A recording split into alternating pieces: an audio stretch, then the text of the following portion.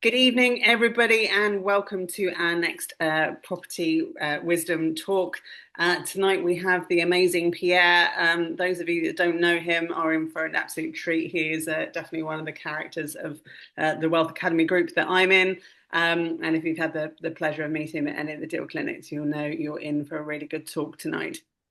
So when I was having to think about which topics might be of really good use to people, definitely SIPPs and SSAS was and how to use pensions. It's definitely a hot topic for a lot of people. And I know Pierre has done an awful lot of research into this. I always watch, when Paul says, "Oh, just set up a SAS and then you can use your pension and just buy property," and it's like it's not that simple. Oh, maybe it is when you've got a shed load of cash. Don't know. But when you are starting with a smaller pot of money, you need to be sensible about how you go about this. And this is what the amazing Pierre is going to talk us through tonight. So without further ado, over to you, Pierre. Right. Hello, everybody. I'm Pierre. I joined Touchstone October, November 22. So all I'm going to say today has been my experience since I started my SIP 35 years ago. So really, I have to put a little disclaimer here. I'm not a tax advisor. I'm not a financial advisor. I'll be speaking about, like I said, my experience over the last 35 years. And when I joined Touchstone, I discovered that there's another thing called SaaS. So that's new to me. Well, I've read about it since then. So, yeah, I hope you enjoy this exciting session today. Pension, SIP, and SSAS is always exciting and interesting. But then so many variables, age, salary, tax bracket, goals, family situation. So pension is really a bespoke advice, really. So sometimes when I advise people, I just say, oh, okay, I think we need a one-to-one, because every time I say, look, you need special advice. So I ended up having a one-to-one with a Touchstone student. So, where are we? So that next slide, please. Okay, there seems to be two sets of rules regarding pensions. One from the government, and the rules is for Joe Public. Sorry to use this term, but the government says to the citizens, please save, but you can't touch your money until you're age 55 and above. And there are rules when you crystallize the pension. You can have 25% lump sum tax-free, and the rest, 75%, is remains in the pot, but you can draw down every year at an amount that you wish. So I'll come back to that because there's further slides on this. So this is the rules from the government to the ordinary citizens.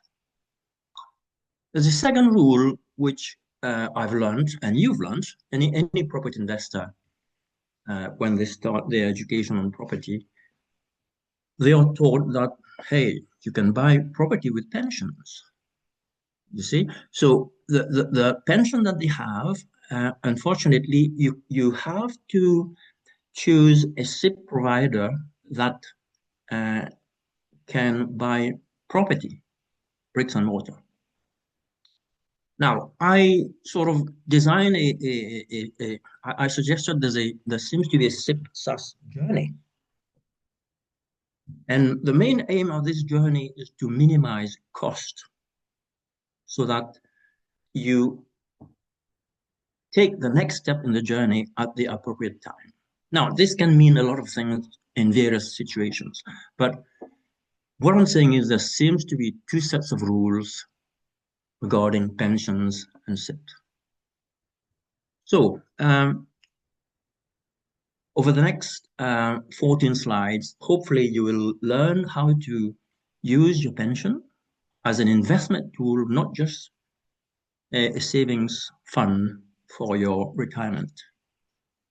So because SIPPs and SSAS offer a lot of tax benefits, and which I'm going through the tax benefits very slowly so that you can grasp what I'm trying to say. So next slide, please.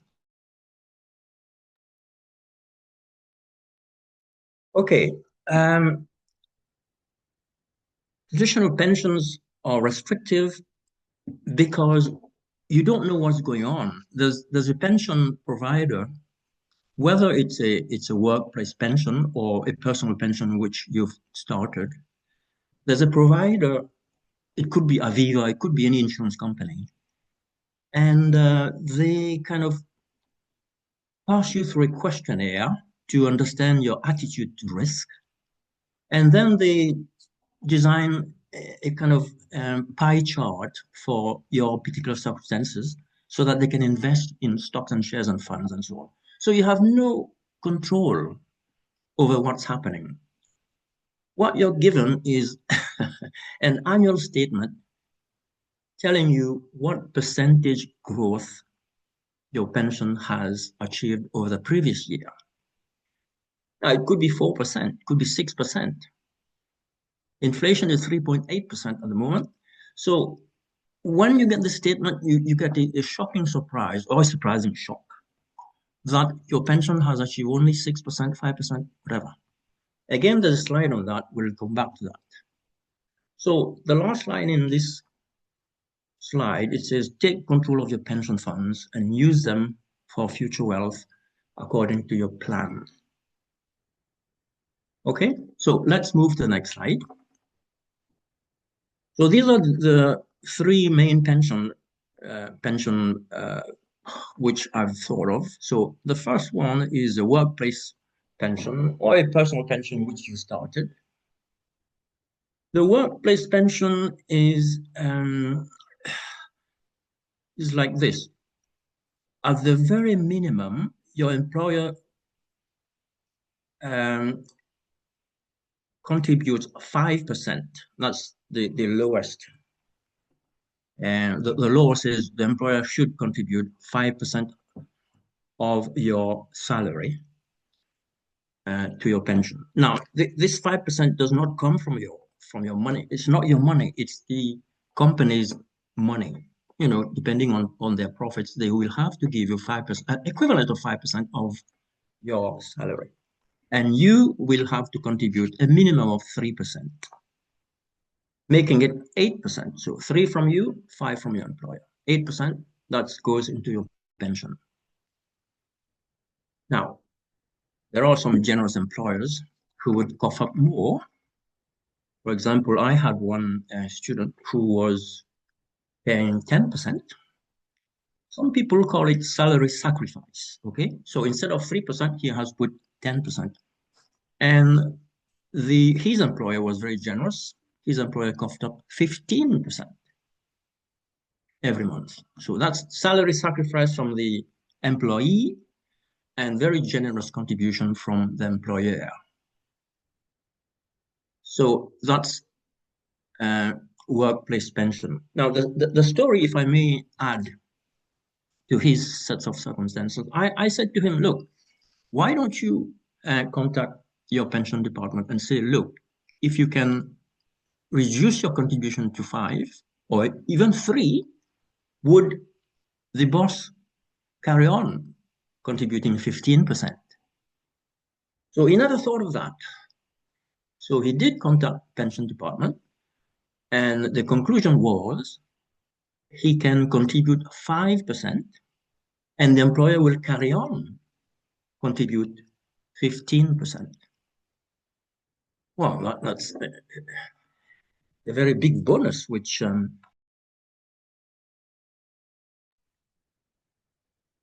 sorry guys, every time I cough, I will put it on mute.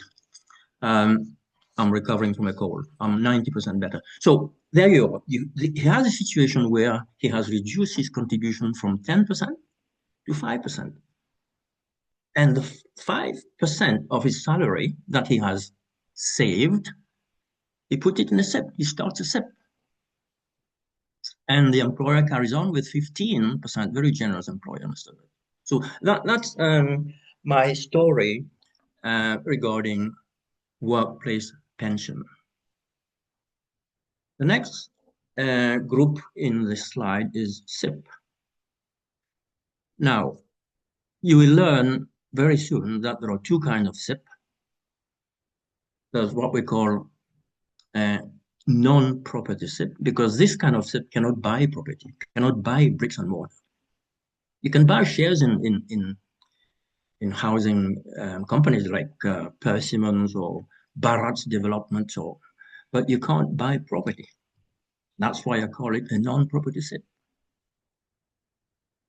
Now, something is missing here because we can convert the non-property SIPP to a property SIPP. That one will be the one where you can move to the next step. Again, there's another slide. Please don't worry if I'm sound a bit vague. You can transfer a non-property SIPP into a property SIPP at a time of your choosing. And again, you will need advice from your tax advisor or accountant or your Wealth Academy colleague. Now, this kind of SIPP, obviously, it's a bit more flexible because the non-property SIPP, actually, it's an online broker. You have control of that. You can trade if you're confident enough trading. It's flexible, there's more control. And you can make your investment decisions. Now, there is I would say if somebody is not confident or don't have time to trade, the compromise will be to get an index tracker fund. Now, this kind of fund tracks an index of companies, and once you buy it, you can leave it there. You can the growth is perhaps less than the good companies that you would trade if you're experienced enough. But it's a kind of, once you buy an index tracker fund, you can leave it. You don't have to watch it like a hawk, like you would watch stocks and shares like a hawk. The third group, the bottom of the slide here, is SSAS, Small Self-Administered Scheme. And that's the step 3 in the future slide, where you can convert your property SIPP into a SSAS.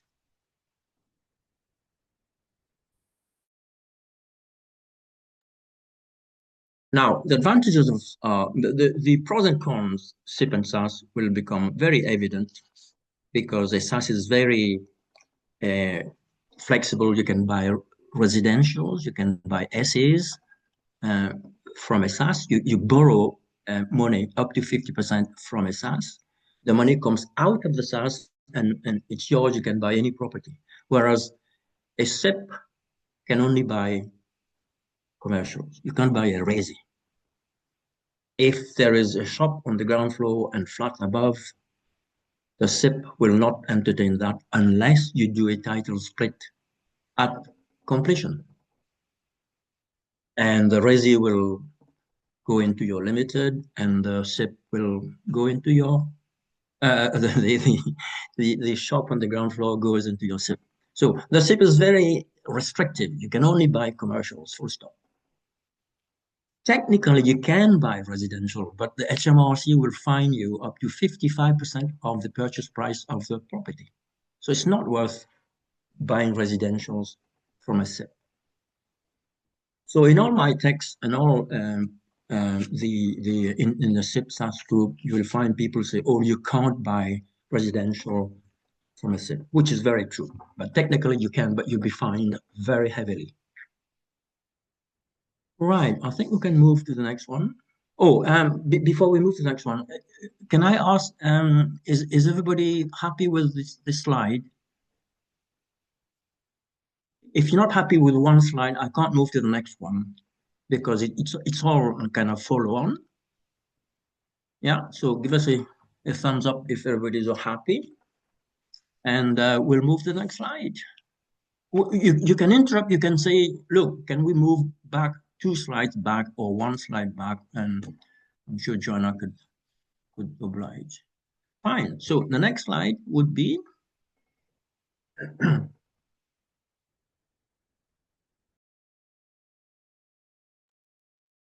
now, this is a very interesting slide. On the left, a very discriminatory slide, actually. The tax brackets for England, Wales, and Northern Ireland is very simple. Your personal allowance is 12,570. You don't pay tax on this one. The next bracket is 20%. And I'd like you to concentrate on the 50,270. Because as soon as your salary goes up above that, you're in the 40% bracket. Now, very few of us would be over 125, 140, which is 45% tax bracket. If you look on the right side of the screen, now that's a very, what would you call this? Socialism? I would hate to include politics in my talk, but the first line, okay, up to 12,570, you're allowed that, you don't pay tax on that. But look at the number of brackets here. Second bracket is 19%. Now, most of you who will never have seen these rates, these brackets. But I'd like you to concentrate on the one that says 21%, which is the upper limit of 21% is 43,662. Now, you can take a picture of that slide if you want for future use.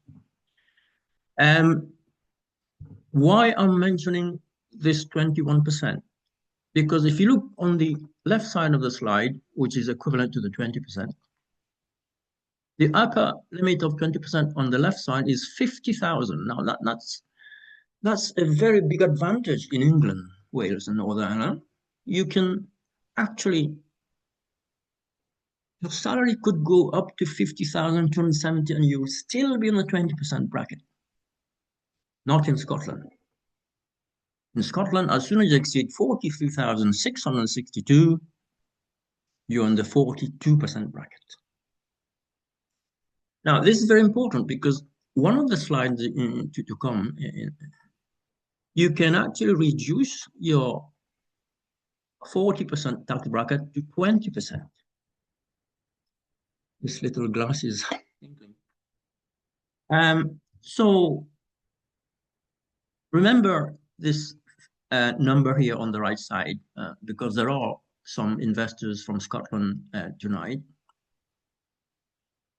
Okay, any questions on this before I move to the next slide? Thumbs up again if you're happy.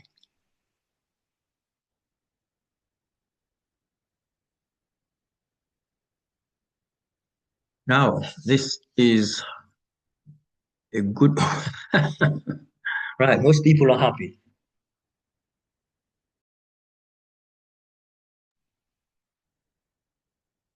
Now, that's where the tax benefits of a SIPP come in. Because any contribution you make towards your SIPP is rebated at the highest level of your bracket. And this is the government's way of encouraging people to save for their retirement. This is, so if you're a 20% taxpayer, if you let's say you contribute 1,000 for easier arithmetic, your SIPP provider will add 20% of the 1,000, which is 200, into your SIPP account. So your SIPP account is now £1,200, not, well, 200 has been rebated, okay? Now, the second slice, if you happen to be in 40% in England, Wales, and Northern Ireland, you get a second slice of 20% off via your self-assessment. That's like the final, your financial year, really. Now, remember, the first tranche is provided by the SIPP provider. You get it maybe a week or 10 days after you contribute it. The second slice, you have to claim for it. And you do this on your self-assessment.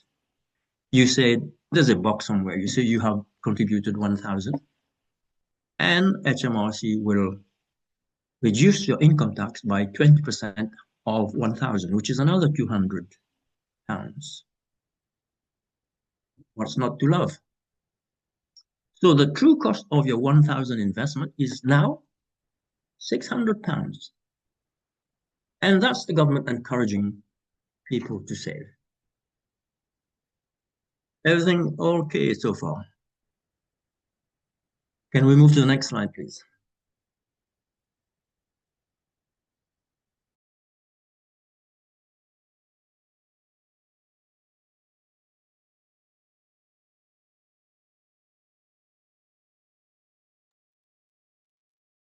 Right. Now, this is getting interesting now. This is where you remember the tax brackets from 2 slides ago. The left side was for England, the right side for Scotland. So let's talk about how you lower your tax bracket by contributing a calculated amount to your SIPP account. Now, there's a simple formula. Gross salary minus national insurance contribution for the year and minus this figure I asked you to remember, which is the upper limit for 20% bracket, 50,270. So you take gross salary minus national insurance contribution minus 50,270, and that's the calculated SIPP contribution that will lower your tax from 40 to 20%. Is that an eye-opener?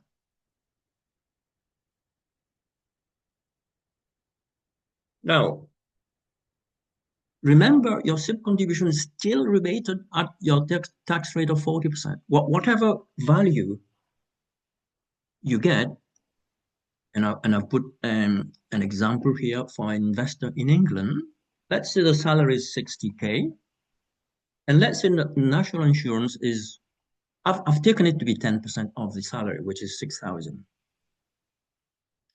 So salary minus national insurance contribution minus the 50,270, and you get 3,730.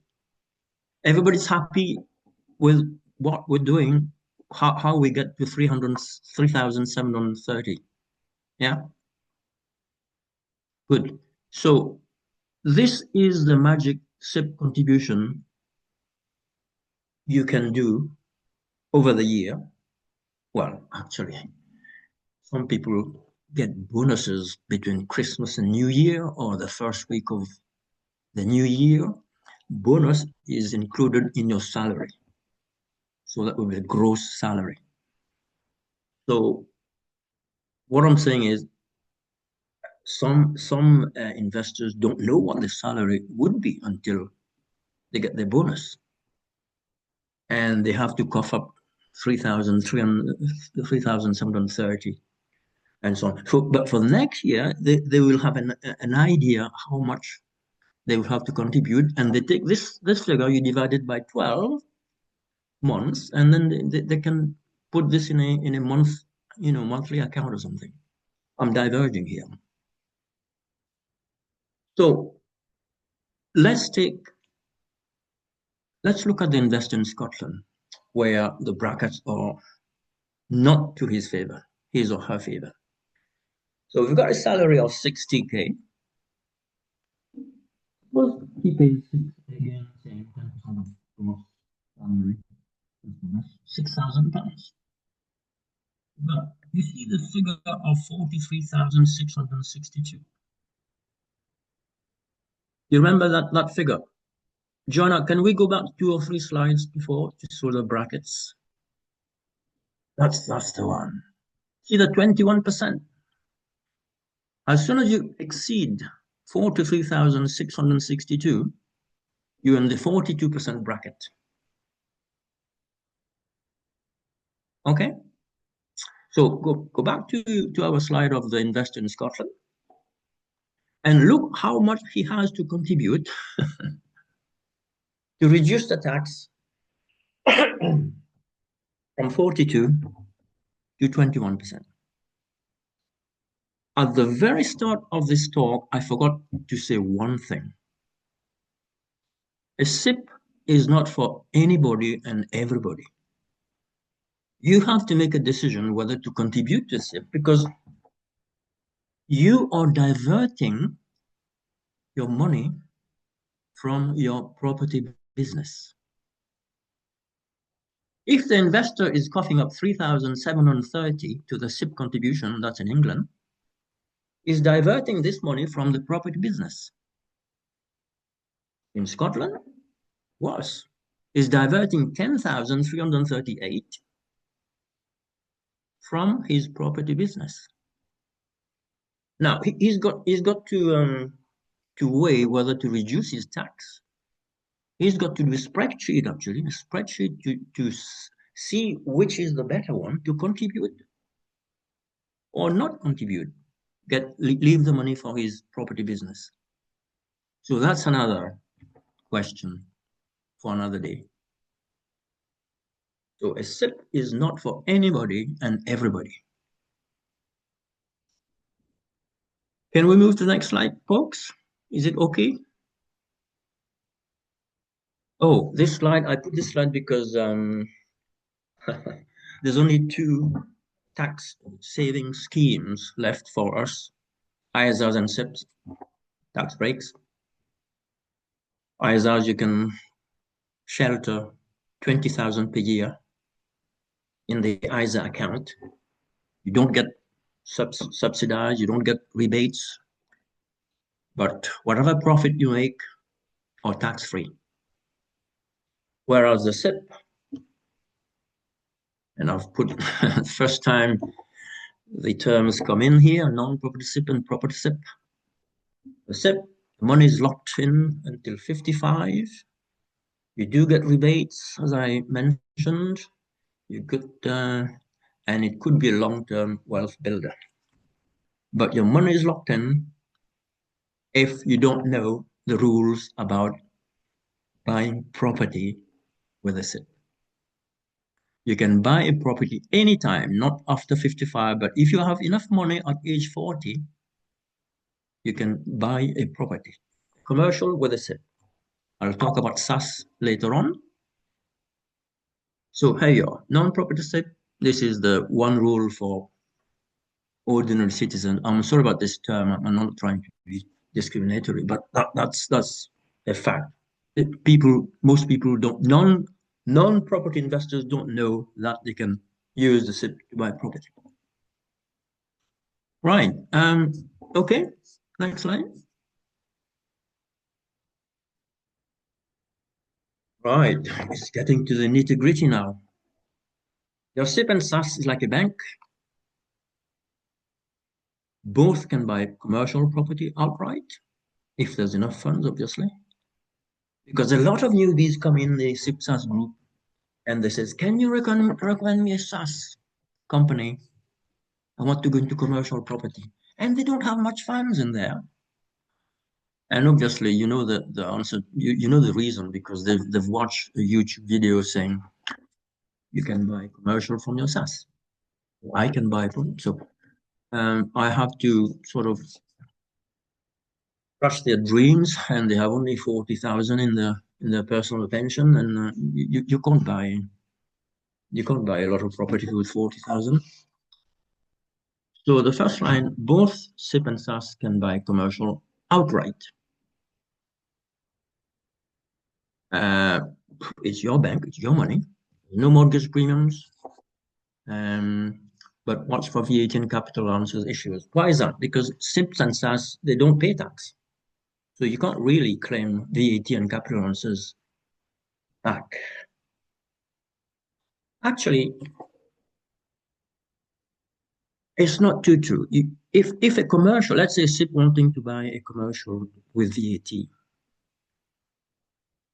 you have to register VAT. The SIP has to register VAT. Obviously, the price of the property goes up, price of property plus VAT.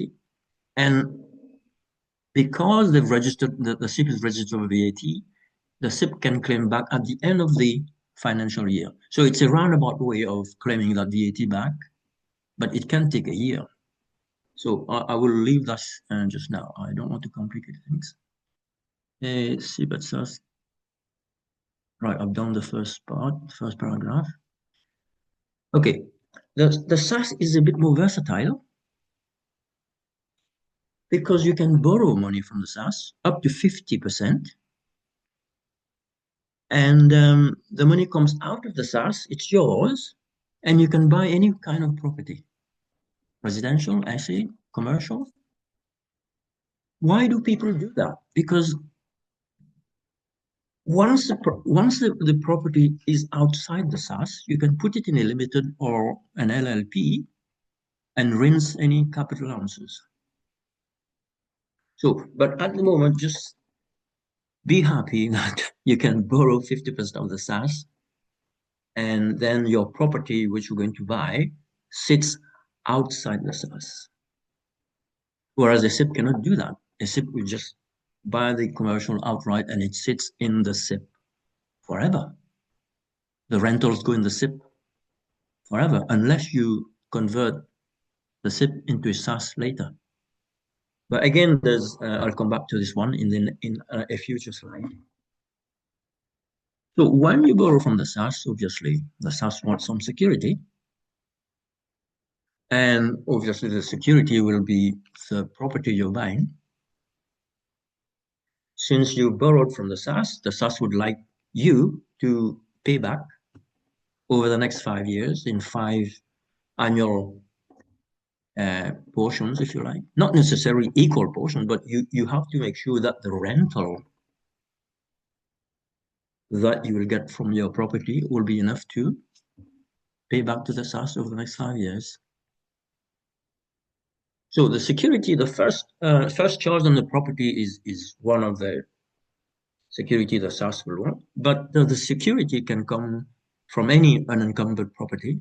For example, one of your SAs, your unencumbered house, or your good friend's house with his consent, or one of your relatives' house with their consent, but it must be unencumbered, just to make things easier for the SSAS. So what have we learned from this slide? You can buy properties from the SIPP and the SSAS, but you can also buy resis from the SSAS by borrowing 50% of the SSAS. That's what it means. So it's getting a bit more versatile. Not only tax breaks, but you can get all sorts of properties if you borrow from the SSAS. That's where you need plenty of money, plenty of funds in the SSAS. And in the next slide, you will find that no point going to SSAS if you have less than 150 to 200K funds.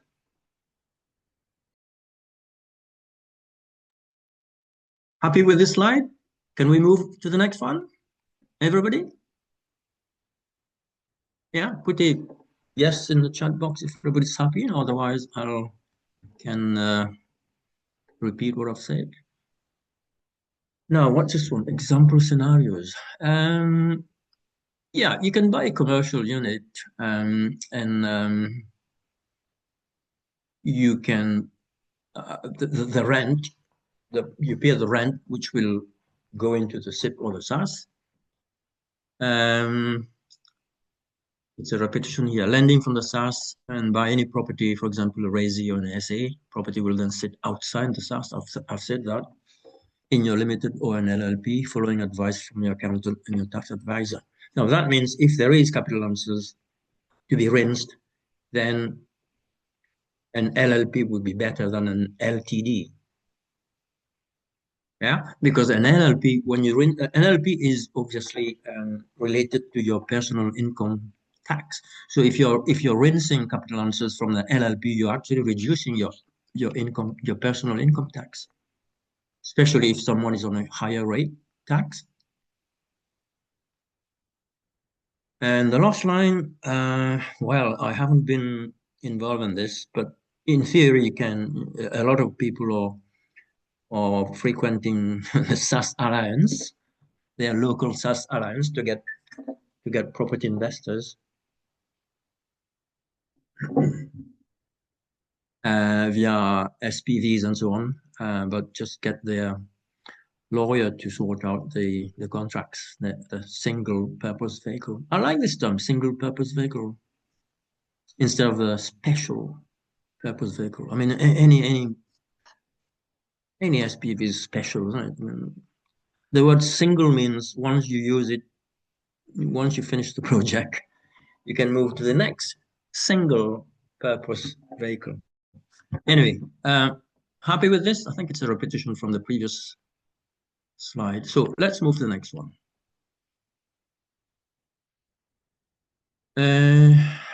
I think it's a resume. It's a recap of the previous slide. Funds locked until age 55.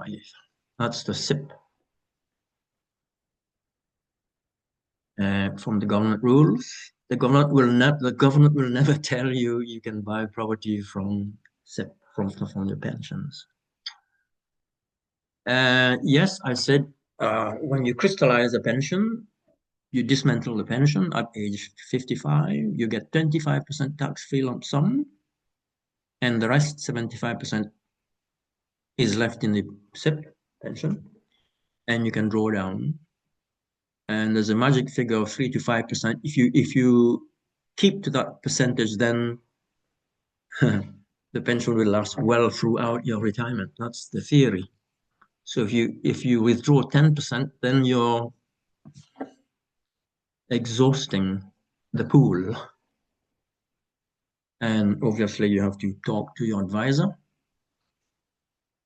accountant.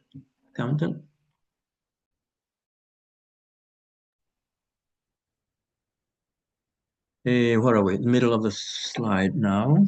Property investors are aware can purchase with SIPP/SSAS. Yeah, I think we've said this. Yeah, so it's a repetition again. SIPP commercial only. If you buy a resi, you're hammered with 55% fine, 55% of the purchase price of the resi. SSAS, you can buy commercial or residential. Residential, you have to borrow from the SSAS. The money comes from the SSAS. And you take it out of the SSAS, it out with the SSAS, then you can buy your resi. And the resi remains outside the SSAS. That's fairly straightforward, I think. And again, I said title split if you happen to fall onto the mixed commercial, because the SIPP cannot accept residential. So you have to do this, the title splitting at completion. So that's straightforward. Okay, guys, let's move to the next slide.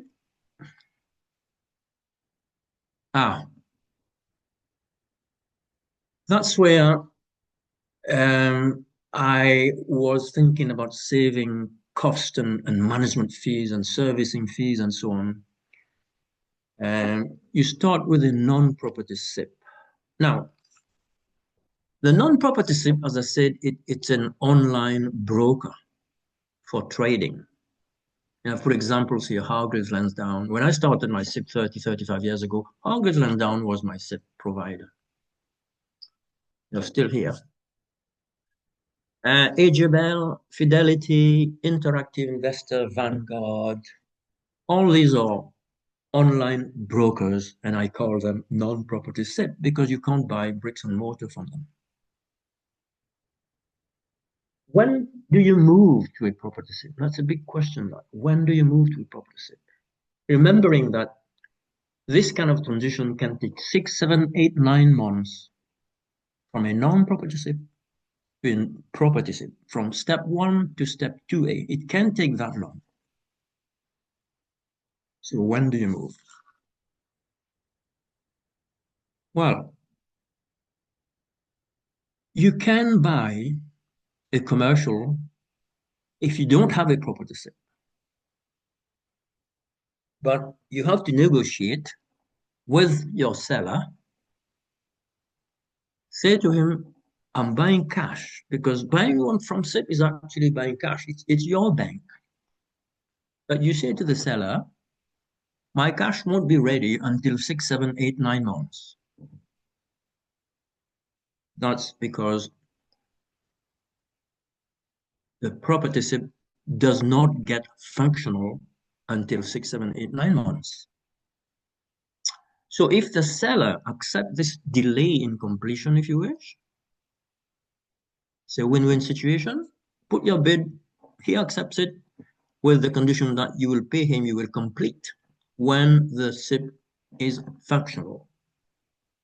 Your solicitor doesn't put a date on the completion. You just says, we will complete when the SIPP becomes functional. And as long as the seller understands that it could take 6, 7, 8, 9 months, everybody's happy.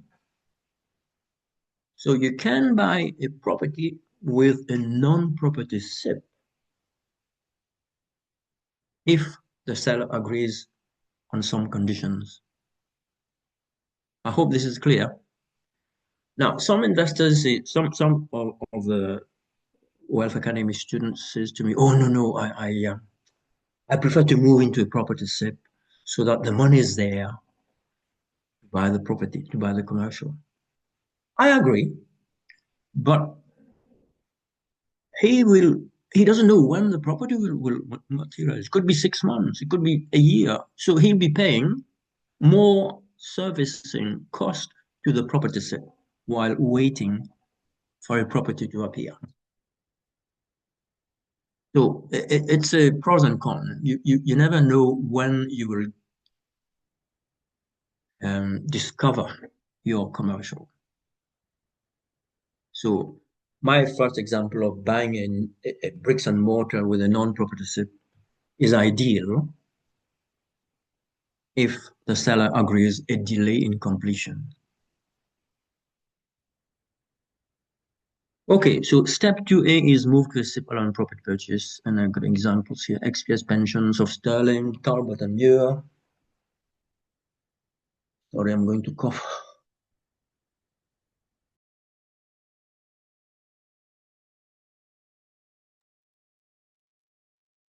Monument SSAS Trustees, Whitehall Group, Empowered Group.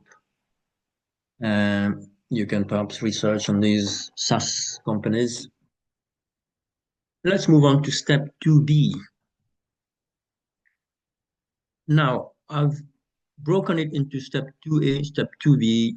I'll explain why in a minute. So here you are. You've got your property SIPP. Now you want to transition to SaaS because you've got a plan. You want to buy a resi. You want to buy an SA. And you want the property outside the SaaS because the SaaS can buy a commercial just like the SIPP can, but it will be left in the SaaS. The rentals will go in the SaaS. Whereas if you borrow from a SaaS and buy a commercial, the rental is yours. So here you are. And again, in my previous slides, I've put the value here, transition to SaaS. I remember I used to put 100 to 150K. Properties have gone up in prices, guys. So I've put 150 to 200K on size. Or if there's inheritance tax planning.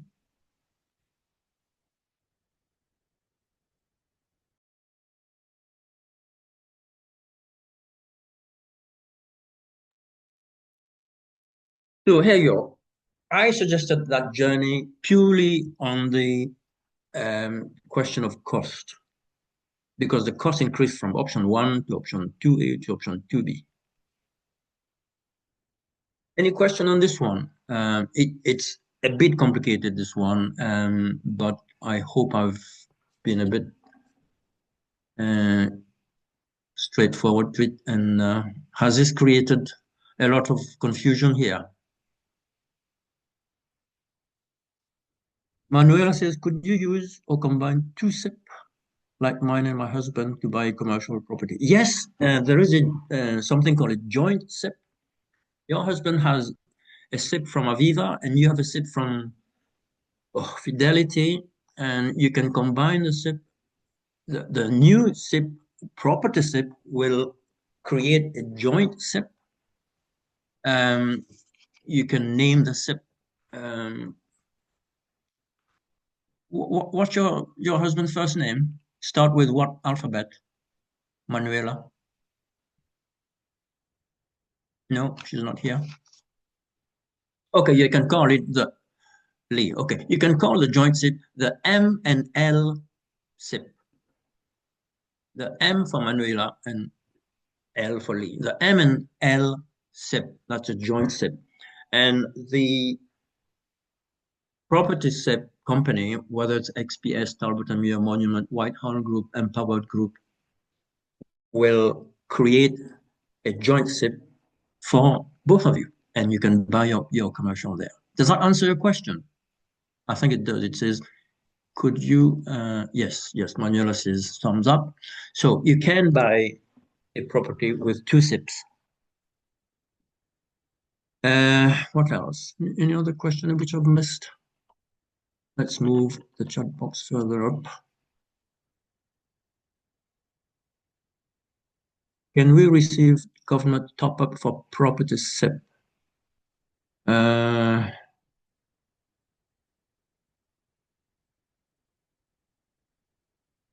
In what context? You have a property SIP.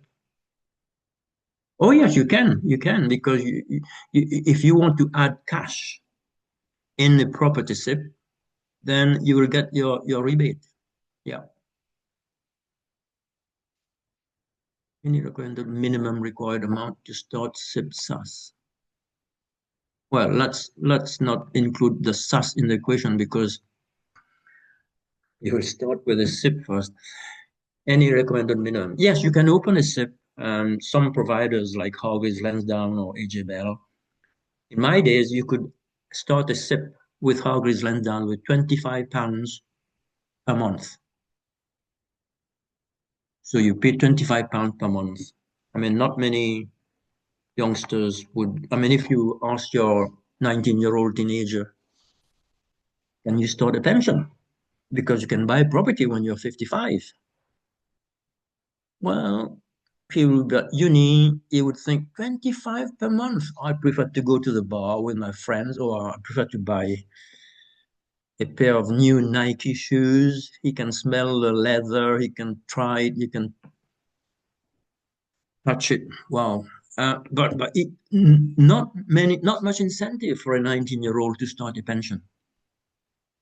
And then what happens when he's 35, 37, when his tax bracket goes to 40, he would say, Dad, did you tell me you could save? Did you tell me 20 years ago that you could save, you should start a SIP?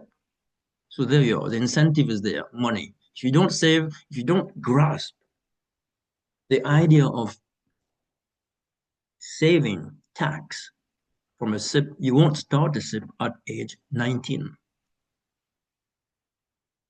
Full stop. Okay, any recommended minimum? So I've answered that, 25. I think AJ Bell now has increased their stake. You have to put £500 lump sum to start a SIP. I forgot to say that the non-property SIP, which is a online broker, you can start an account with the online broker, AJ Bell, Hugs Lansdowne, whatever. You put the detail. All they need from you is your name, address, national insurance number, and what else? That's it. Then you fill in some boxes. You can do it in 15 minutes, 20 minutes. And then a few days later, they confirm in a letter that your SIP account is open. That's how easy it is to open a non-property SIP. So, sorry, I forgot to mention this. Where are we? Any more questions in the chat box? Let's.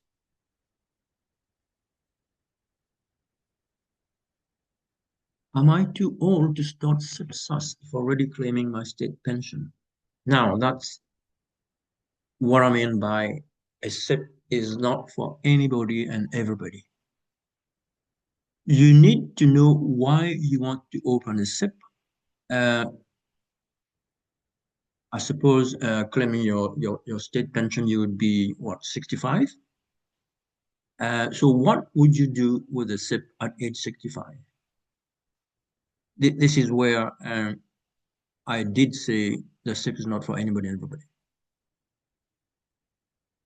How do I answer this question? Am I too old to start a SIP? Depends what you want to do with the SIP.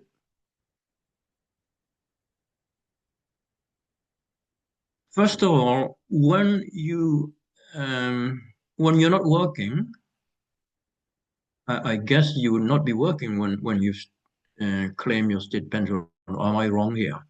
Anyway, when you stop working, you cannot contribute more than 300, I think 3,700, um, because you don't have a salary.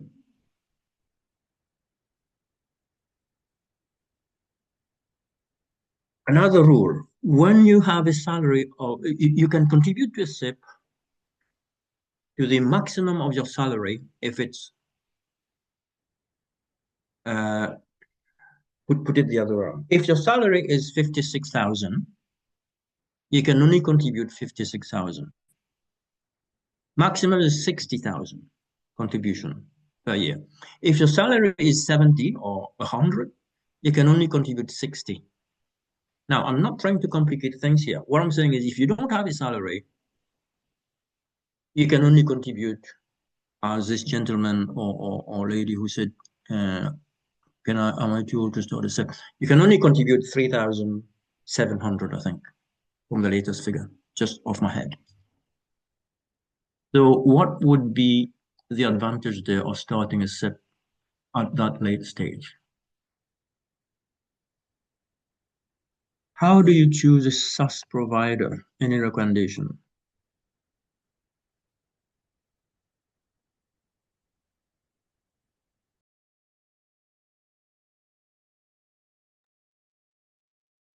I think the short answer to this is recommendation. You have to have a plan. What are you going to do with the SaaS?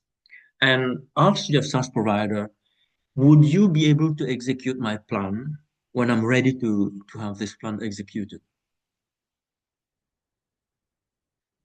Now, can I explain this? Can I be a bit clearer on this?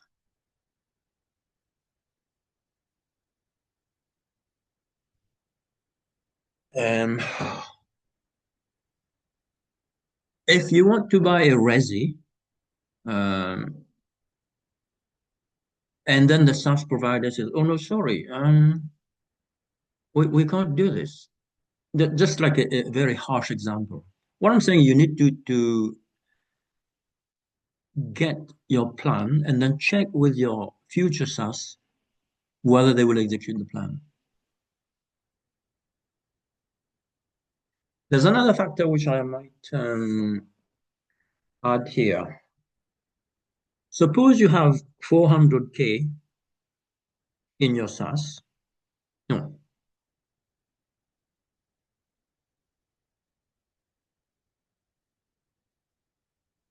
let's say 200K, because I'm trying to calculate.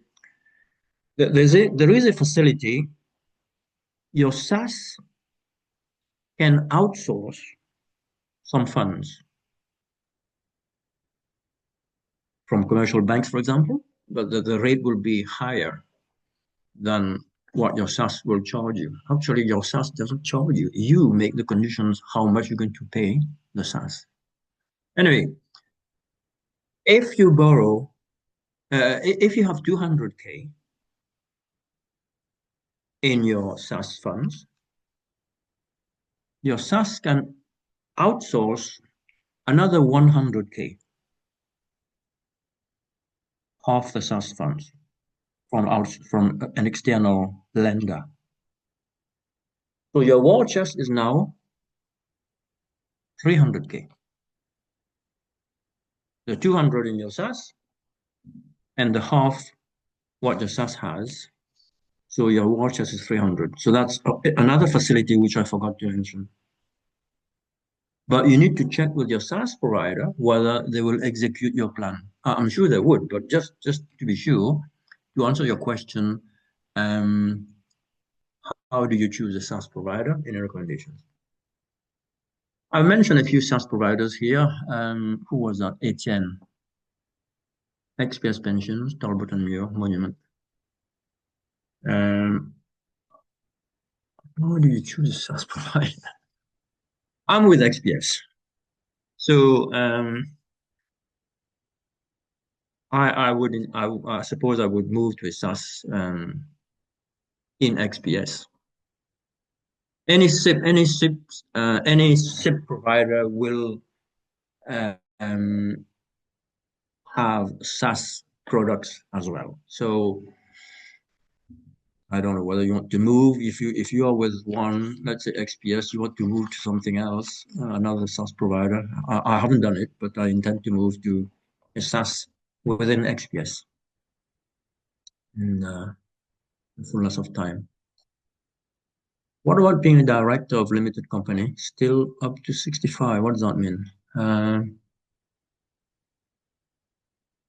I don't understand the question. Maybe you put some context, maybe rephrase it. I'll come back to you. Can I use passive income from property? What does that mean? Passive income from property. To do what? To start a SIP or passive income? Any passive income is yours. Sue, I don't quite understand your question, Sue. I'm sorry. Maybe rephrase it and I'll come back to you. Norman, hi Norman. Are there varying fees? What does that mean? Varying fees. Sorry, maybe I should clarify. Hi, so when you mention about SaaS, is one of the sort of considerations maybe like the fees different in fees, or is that not something you? Yeah, that's your next slide, Pierre. Oh, okay, You jump the put it gun. now, yeah. Oh, what have I got here? BBM solutions. This is a little. So Pierre, that was just that question was about fees, and it's on your next slide. So I'll just move that over for you. I don't recognize this slide. About fees. What attract you to XPS? um,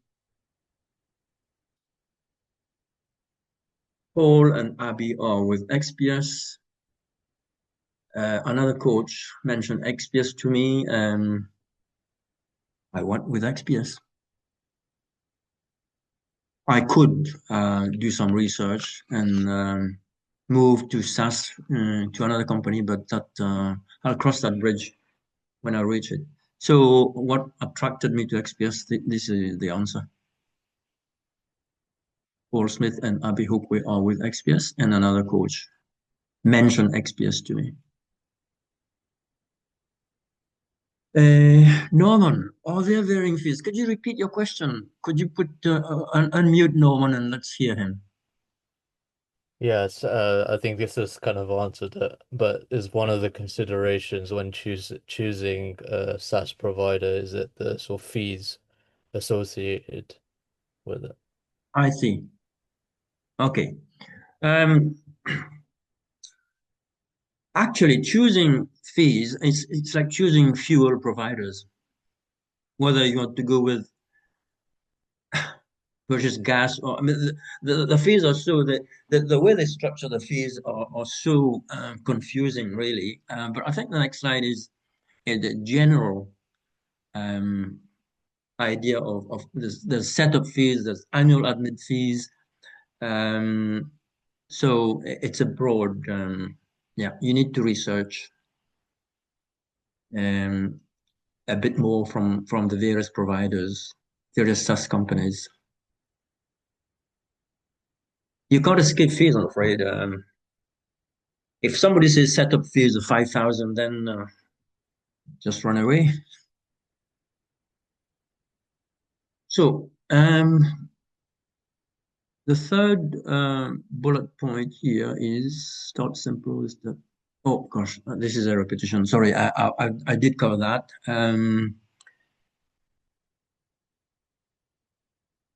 Yeah, as always, it gets dearer when you move from step 1 to step 2A and step 2B.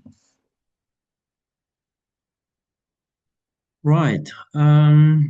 Next slide, please. Final thought. Yeah, that's there's a lot of things I've covered here. So what you need to do is SIPP and SSAS are powerful tools, and you want to know whether to go for them or not to go for them according to your situation, tax bracket, age, property goals, family circumstances, inheritance tax issues, legacy. So the third bullet point is start small, get advice, plan strategically. If you plan to purchase residential, then a SIP won't do. You need to borrow from a SSAS for resis. So that's straightforward. What else? Wonder what's on the next slide.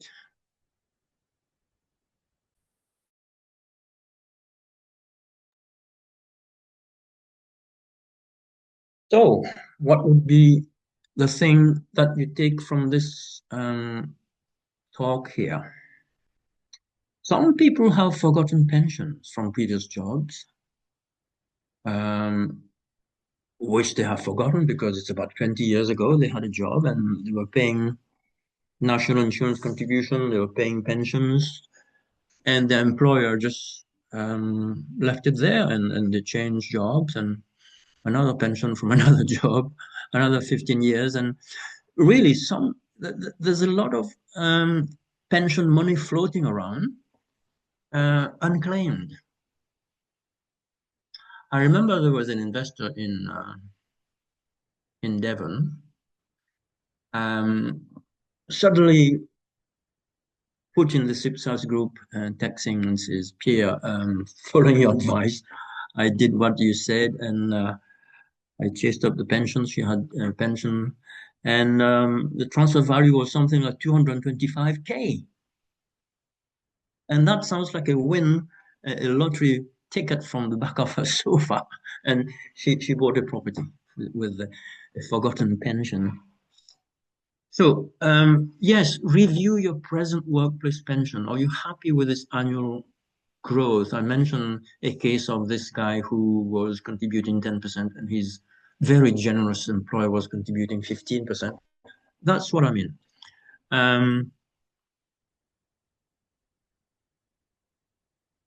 Growth, sorry, that's a different issue. Sorry. If growth has been 5 or 6% or below, current inflation being 3.8%, then I suspect some of your money could be disappearing in excessive charges and fees. So is it time to come out of the workplace pension and start a step one SIP, an online brokerage where you can trade, you can buy a. I forgot to mention, if you're not keen in trading and or you have no time, I did mention an index tracker fund. So I don't know whether Joanna could put this in the chat box. The Vanguard Life Strategy 100% equity fund, which is a worldwide index tracker. That would give you a fairly good return, let's say 10%, 15%, as compared to your workplace pension, 5%, 6%. So the thing to do is to check your last pension statement. What was the growth in percentage? I don't want to know the actual pounds and pence. It's the actual percentage because we're trying to compare it with current inflation. So if your workplace pension is giving you 10% or 12%, I would say it's fairly good because these guys are better than you in trading, in buying stock and shares. So 10, 12%, yeah, it's a kind of, it's like an angel investor getting 10% from coughing money to an investor colleague. So I think 5, 6% will be unacceptable to me personally. And I would want to get a bit more control of my pension, really. That's what I said, time to open a step 1 SIPP. But as always, my disclaimer is speak to a tax advisor, speak to your accountant, speak to somebody who has done it before. Yes, you can buy property with your pension. Here you go. The last line, explore if your pension could fund your next deal. Okay. Happy with this slide, guys? I think, oops, what's happening here? I think we got to the end there, Pierre. Well done. Is it the last slide? Yeah, was that the last slide? Yeah, that was the last slide. Yeah. I'm surprised. Okay. Let's look at some questions then. Where were we? What attracted you to Exeter? That's where I was. And the next one would be, could I use passive income from property? I don't understand this one. Oh, the context is as income on top of state pension. You said it wasn't possible without an income. Yeah, when you're not working, when you're retiring, you don't have a salary. You can't you can top up, but to the maximum of 3.7K per year. I think that's the latest figure I have in my mind. So you can top up. That 3,700, is it just for SIPP or is it for SAS too? So if you're a company director, do you still have to work on the age of a 65, or can you extend that and do the normal director's salary? No, when you're company director, you're taking yourself away from the state pension here. I mean, you can retire from, you can get your state pension, but you're still working elsewhere, like as a company director. Does that answer your question? Yeah, but can you still make contributions to your SAS? Yes, if you have a salary. Okay. If you have a salary, if your company is paying you, then you can contribute to the maximum of 60,000. Wow. That's a big number. Would the company pay you 60,000? No, for tax purposes, I will pay myself 12,000. Okay, fair enough. All the taxman is concerned is you're getting 60,000 a year so that you can contribute the maximum of 60,000. Okay, fair enough. If you're a very lucky company director getting 120K a year, you can only contribute 60,000 to your SIPP and SSAS. Does that answer your question now? Yep, makes sense. Thank you. Okay, you're welcome. Where are we? Now I come back to Sue. Could I use passive income from property? And Sue added as income on top of state pension. So I think that's a similar question. Oh, similar. Yeah. It sounded a similar question. You're already getting her pension. She's getting income from property. Sue, this is right. Yeah. So Sue, is that income through a limited company, or is that property you own in your own name? Hi. Yeah. Yeah. I think I've decided that it's not going to work for me anyway. Yeah, because I've started what is it called? Yeah, I've triggered the MPAA, so I don't think I can put any more than 10K in anyway. All right. Okay, Mildred is asking, Pierre, do you offer personal advice? I do that in the SIPP/SSAS group. If you're not in the SIPP/SSAS group, I suppose it would be good for you to join because there's a good dozen experienced SIPPs and SSASs in the group who can offer guidance and advice. We're not tax advisors. We're not, this is a disclaimer, you see. You still need to check with your tax advisor, your property accountant. So does that answer your question, Mildred? I do have one-to-one, but I don't charge anybody. I don't do that. Oh. I take pleasure in guiding and advising my property colleagues. Put it this way. Right, the next one is Kate. Is transfer value different from actual value in defined contributions pension? So yes, it can be, right? So when you look at on your pension statement, you can look at the total value of your pension. Then they're going to charge you a bunch of fees, aren't they, to transfer out?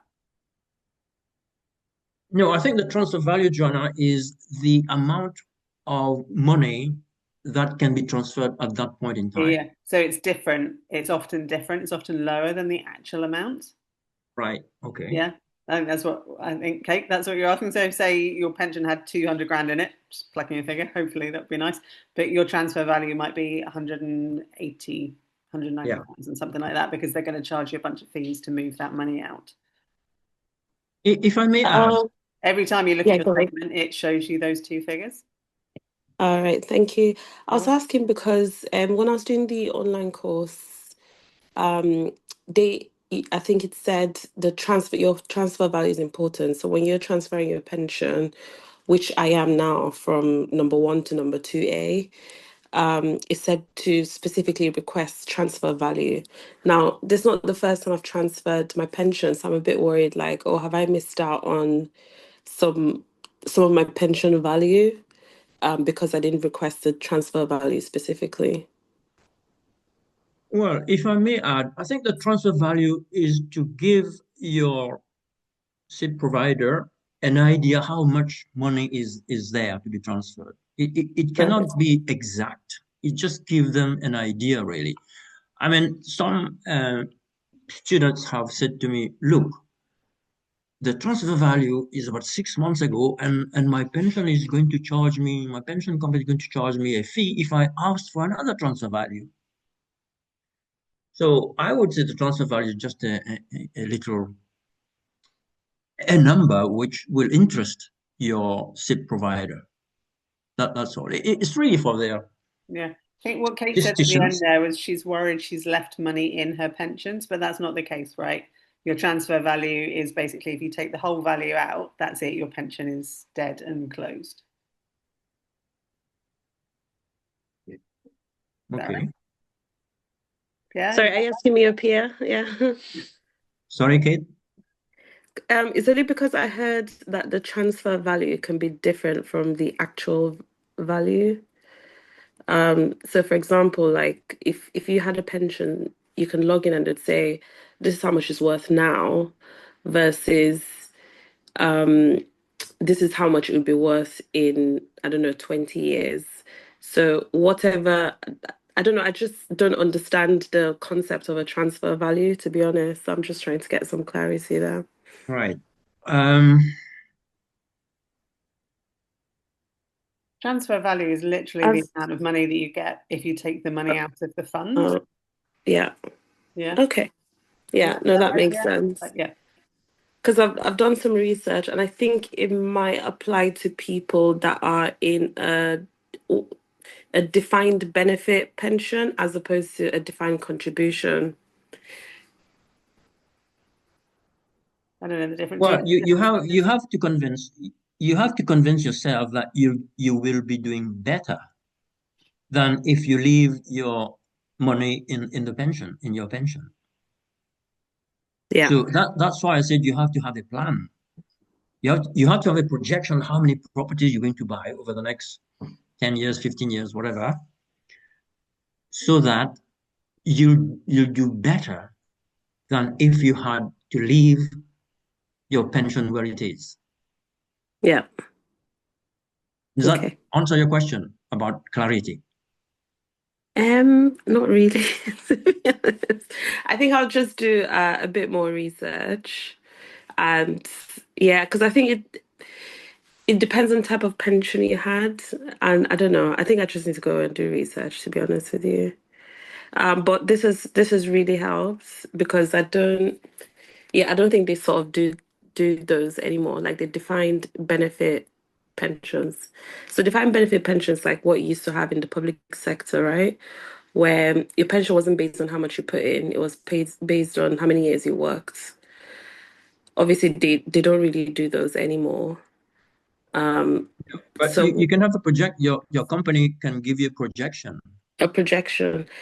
But what I'm trying to understand is it's not the projection that they'll send over, right? It's what's actually in the pension, like what's worth today. That's what they'll send over, not the projected amount. Are you in one of those pensions that can't be moved, like the military or NHS or teachers, some teachers' pensions, fire brigade? No, You can't move this pension. These are very good pensions. no, not at all. I've got a pension with St. James's Place, but there's like a 6-year lock, if you like, from a previous employer. So I just wanted to understand this for when I come to transfer it into my commercial property SIPP. Yeah, St. James Place does not have a good place in my heart. Yeah, me neither, to be honest. They tend to create obstacles when you Yeah. want to move. Yeah. There is a lot of complaints, people who have been subjected to these obstacles, and a couple of our very experienced SIPP/SSAS in our SIPP/SSAS group have been, how do you say, recompensed for their mistakes. So I don't want to say too much about this, but We'll leave it there. We'll leave it there. Cool. I've just shared in the group the link to the online spreadsheet for the group chat. I think someone has been distributing an offline version of this, and the SIPP/SSAS or a couple of the WhatsApp group links had broken for some bizarre reason. Don't quite know why these happens. But the online, you should always be using the online version of that spreadsheet. I just popped it in the chat. And the SIPP/SSAS group link, I've just checked it. It definitely does work because I'm not in that group, and it allowed me to try and join. So grab that link if you wish to. Right, one final question from Etienne, and then we need to finish for the night. Okay, just scrolling down just now. Right to the bottom. Incidentally, somebody earlier on in the afternoon was asking, the gratitude group also was not working in the spreadsheet, Joanna. Okay, I'll double check. Now, where is the last question? Just at the bottom of the chat.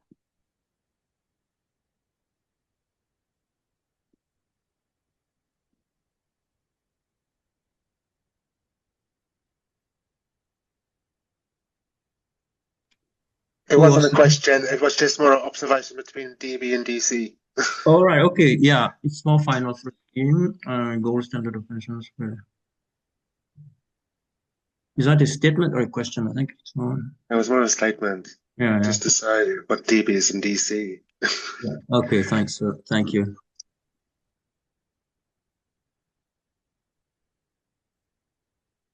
Any more questions, guys? Awesome. Thank you so much, Pierre, for You're your welcome. time and sharing your expertise. Just a reminder for everybody watching the recording, Pierre is not a regulated IFA or financial advisor or a tax advisor, but just a student who has an awful lot of knowledge, as he's just illustrated, about the pensions market and moving into SIPPs and SSAS and using them for your pensions, for your property journey. It's as great as it is to chat to everybody in that group. Please always get independent financial advice, especially before you go start messing around with your pension. Paul and the other mentors, they throw it around, say just do it, but they have a lot more money than a lot of us to throw around, so we just need to make sure that we are protecting our future. So the other point is forearmed forward, but just make sure you're getting a lot of advice before you go start moving stuff around, please, people. Yeah, come and join the SIPP/SSAS group, guys, if you're not in the SIPP/SSAS group. Yeah. And also you will get advice in the group because there's an autumn budget coming up on the 27th of November, I think. And I think the Chancellor, Rachel Greaves, is going to raid a few departments, including pensions. and capital allowances, and so I think it's crucial that you get how do you say, you're aware of these changes. Certainly, I hear it's only rumor that the 25% lump sum is going to be reduced, and what else is being stamp duty is going to be paid by the seller, not the buyer. So it's important that you get current on the grapevine, if you like, in the SIPP/SAS group. Thank you. Indeed. Lovely. Thank you so much, everybody. Have a wonderful evening, and we will catch you all soon. Okay. All right. Have a lovely evening. Bye-bye. Take care. Bye-bye. Thanks, Pierre. Thank you, Joanna. Thank you, everybody. Thank you all. Thank Bye. you, Joanna. Bye. So this property series has been brought to you by Happy Friday Marketing. How can Happy Friday help you? So we can help you with everything from deciding what your strategy is going to be, what your business is going to be, and then what marketing is required for that business. We can help you come up with your logo and business branding. We can help you design your business cards, whether physical or electronic. We can help you with printed ideas like leaflet design that maybe for mail drops or for handing out at networking meetings. We can help you with the copy, the design, and the build of your website and all the technical aspects around that. We can help you with your social media strategy. Not every strategy is required to be on all social media channels at all times. So let's find what is actually required for you.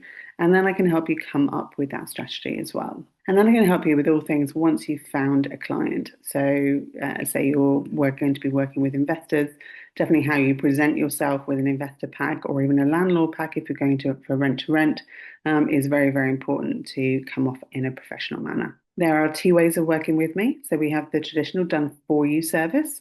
This is the traditional, you give me a brief or we work on the brief together. I go off and come up with some options, send them back to you, and we go back and forward until we find the perfect fit for you.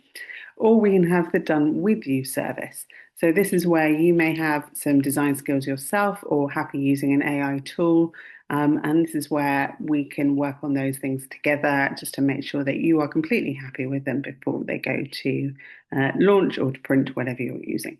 If you do need some help with your marketing or even just come up with your strategy, please feel free to book yourself in for a free 30-minute chat. That QR code will take you to my Calendly link. If that QR code for whatever reason doesn't work, go to happy-friday.uk and click on the Contact Me section. Looking forward to meeting you. Have a great day.